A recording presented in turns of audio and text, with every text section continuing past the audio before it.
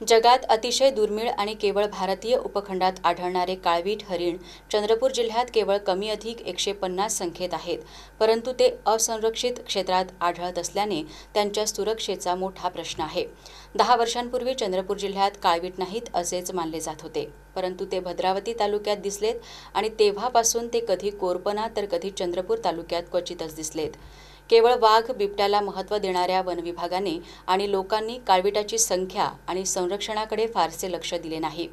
चंद्रपूर जिल्ह्यात वनविभागाचे वन्यजीव संरक्षण चांगले असले तरी काळवीट हे लाजरे जीव असल्याने ते सहसा दिसत नाही.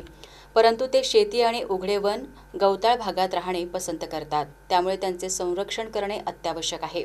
ज्या भागात त्यांची संख्या जास्त आहे आणि उत्तम अधिवास आहे, अशा ठिकाणी लोकांच्या आणि वनविभागाच्या माध्यमातून अभयारण्य घोषित केले आणि संरक्षण केले तर निश्चितच जिल्ह्यात काळवीट मोठ्या संख्येने वाढतील. वनविभागाने काळविटांना ताडोबा बफर किंवा कोअरमध्ये स्थानांतर केले तर त्यांचे उत्तम संरक्षण होऊन पर्यटकांना सुद्धा सुंदर काळवीट पाहता येतील. सुरेश चोपाणे हे गेल्या 4 वर्षांपासून जिल्ह्यातील काळवीट प्राण्यांवर लक्ष ठेवून असून त्यांच्या संरक्षणाची मागणी करीत आहेत.